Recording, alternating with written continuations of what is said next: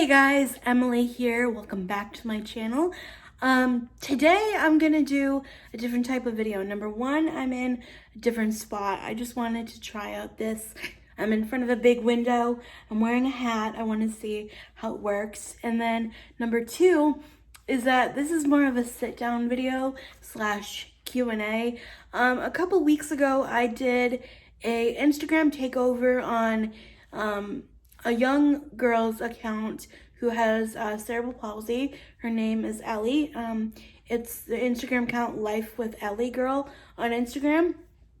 And I got the opportunity to do a takeover, and a lot of people asked me about how it was to have CP as an adult, and also how it was to have caregivers and what makes a good paid caregiver, like, hiring, whether it's one of your friends or, one of your family or through an agency or something like that. What makes a good caregiver, what qualities I personally look for in a caregiver, things like that. So I'm filming on my phone, but I have my iPad behind me, and let's get right into it. Okay, so these are in no particular order, but it just so happens that the one at the bottom of the pile is the one that I want to answer first. And the question was, how do you find a PCA who is good? And for me personally, I'm part of a program through the state of Connecticut. That's where I live. I'm part of a program where I am allowed to hire the person who I choose to do my care, whether that's my mother, who is my PCA, whether that's, a former school para who is also my PCA, whether that's one of my friends, whether that's one of my sister, whether that's one day going to be my husband or whatever, whoever it is, I am allowed to hire the PCA. Now, I'm also in the process of doing this, is that when I'm looking to hire somebody who I don't know personally, I always go to my former PT, who I still have great contact with, and I asked them if they had any PT or OT students who were in need of clinical hours or field experience or even resume experience, because I can't even tell, I've personally never had this one yet, but I can't even tell you how many groups I'm in of people who work for disabled people, and they're like, oh my god, it's so good on my resume, it looks really good to have real life experience. And I always say personally that they can learn about people like me in a textbook or, from a physical therapy center, but what's better than real life and what happens when people leave the clinic, or when people leave and go home for the day, or, get up in the morning, and what it takes for them to get through the day. So that is what I'm in the process of doing is I just reached out to my physical therapist the other day, and she's writing up a little paper about me, and then she will send it to whomever she thinks. And how do I find one that is good? Honestly, here's the raw truth to that, is that I just go with my gut. I go with my intuition. If I'm not gelling with the person, if I'm not getting the same energy as them, if I'm feeling something that doesn't feel good to me, then I'm on to the next one. I am fully allowed to be picky about who is up in my personal space, who is helping me with daily living activities that include bathing and, all that other stuff that can be very intimate at times and whatever, so I'm allowed to be picky, and so are you. So that is what I do. I find my intuition, and that is why up until this point I've gone with people that I've been comfortable with, but there is going to come a time where I am going to need to hire other people, so that is why I choose the PT students, I want people that have passion for this job. I want people to have a spark for this job. I want people who love to care about people. I want people to care about me, you know what I mean? So yeah. And let's see. Is there any advice finding a caregiver? I personally, like I said, I'm in a program through my state, and I believe it was through my state's like social services / disability office. Every state has one. You just have to find it. Yeah, there's programs out there for everything. You just have to kind of navigate it. And that's what's kind of hard, because there's no book on how to be a disabled adult. There's no real guidance. So it's kind of like trial and error. Let's see. Was that the only one?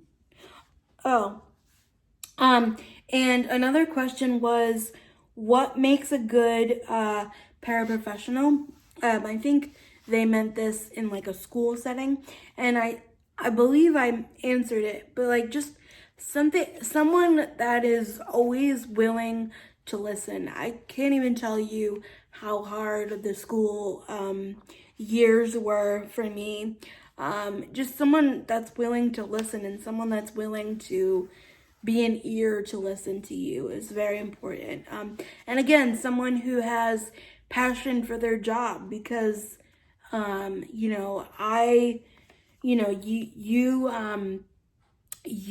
find yourself in very sometimes awkward situations, and as much as it's awkward for you, like, they need to be like professional about it, you know what I mean? So yeah. Most important quality in a therapist or other supportive type, I think I answered that one. Mutual respect.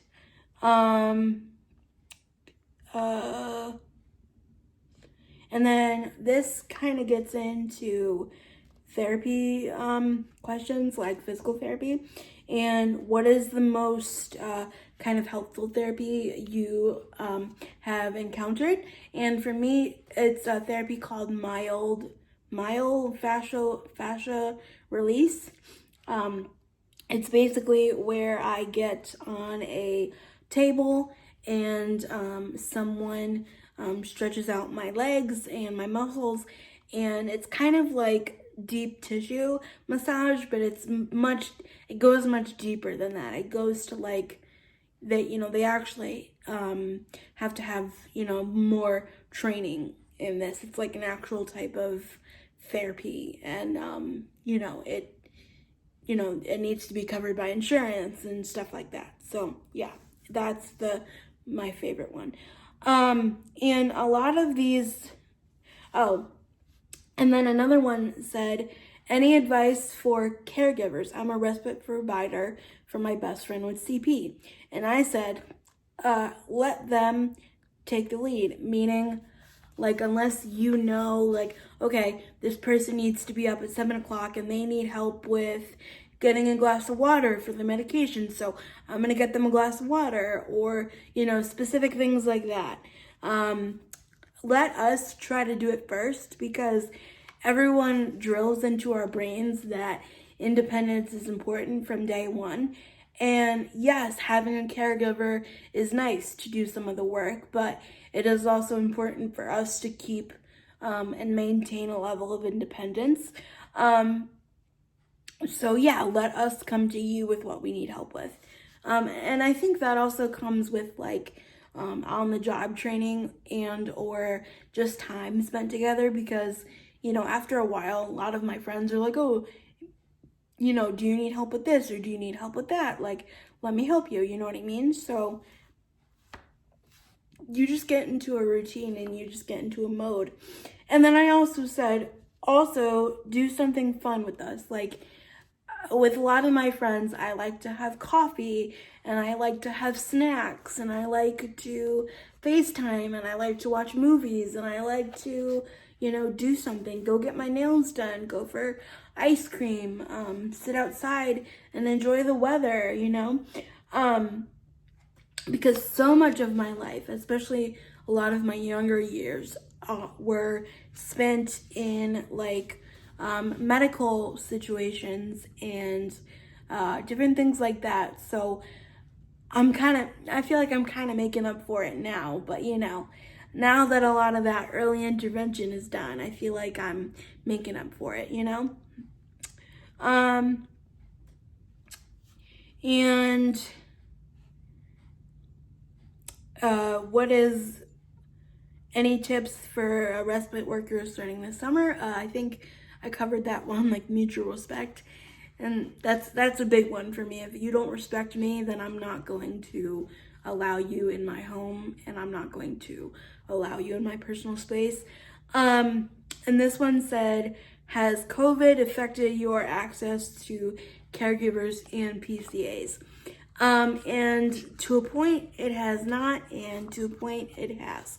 Like I said, I have two caregivers right now, my mom and my former para from high school.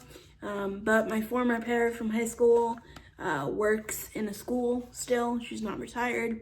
So we haven't had her working due to COVID and just the exposure and stuff, because she works with children. And then my mom is just my caregiver right now. So yeah, in a way it has, but in a way it hasn't. And that was it, honestly. So not as much as I thought. And basically this video is just about standing your ground. And oh, wait a minute. No, I'm sorry. There's one more, or there was three more, but like one question, but three parts. And it was part one. In my experience, adults with CP cease to exist as far as doctors, PTs, OTs, and research are concerned. What are your thoughts on that? Have you had similar experiences? So frustrating. Most specialists, PT, OT, etc., CP related, seem to stop at the pediatric population. And let me put my iPad down because that is the last question. And that is the reason that I wanted to do that takeover that day, is because I feel the exact same way this person does. So many people think that CP is a childhood disability. But what happens when that child turns 18? Or what happens when that child graduates from high school? Those of you who watch my videos and know my daily struggle, I struggled so much from the transition from high school to adulthood. I tried college for 2 years. It didn't work out because of my learning disabilities. As I got more and more college classes, I was failing them because my learning disabilities, but they didn't have the same resources that they did at the high school level, at the college level, obviously, but nobody was there to tell us that. So we had to learn that the hard way. We spent time, we spent money, we spent effort. There was blood, sweat, and tears through all of that. Do I regret it? No, because if I didn't try it, then I wouldn't have known what it's like. But I'm just saying that there is a certain point where you want somebody in your corner, you know what I'm saying? And so also is that I personally, I haven't been inside a therapy clinic, a therapy office, a therapy whatever in like 3 years. Not only because of COVID, but also because I know what works for my body. I know how my body feels. I can say, hey, this hurts. Can you stretch me? Like, hey, this hurt, this is bothering me. Can you help me do this? And that is what I teach a lot of my caregivers to do, is like help me so my body can feel better physically, or help me stretch out on my massage table that I have. Do I miss the relationships with my therapist? Sure. Will I go back one day? Probably. I know a lot of adults who go in for physical therapy. They call them tune-ups, which is like every 3 to 6 months you go in for a couple of months and then you stop. And then you wait a few months and then you go back in again and then you stop. You know what I mean? But it's not consistent like it was when you were younger, right? Like there's no consistency because either insurance won't pay for it because you're not reaching new goals. I mean, at least for me, like I have goals, but physically I'm comfortable in my wheelchair. I have my walker if I need, when I need to use it. I have whatever supports I need to use. I've had them for years, I'm comfortable in this situation. Like my goals are more like, independence-wise or being able to use a caregiver by myself or, stuff like that. Yeah, I don't know. It just stops. It dries up. It's like a well and it dries up when you are an adult with a disability. And I love awareness months and whatever, and I think awareness months are great, but that's why my mission is to try to have awareness every day, like everyday awareness, because I deal with this every day. I can't carry my own coffee mug from the coffee maker to the table. Somebody has to do that for me, But I'm so frustrated with the lack of services and opportunities and, just resources out there for adults with disabilities, whether that be, employment, whether that be schooling, whether that be, anything. I've literally found almost nothing. And if you watch my videos, you know that, and it's just mind-boggling to me, But yeah, I'm very frustrated. I feel your pain, and I'm sorry that I don't have anything to offer because I'm stuck pretty much in the same situation you are.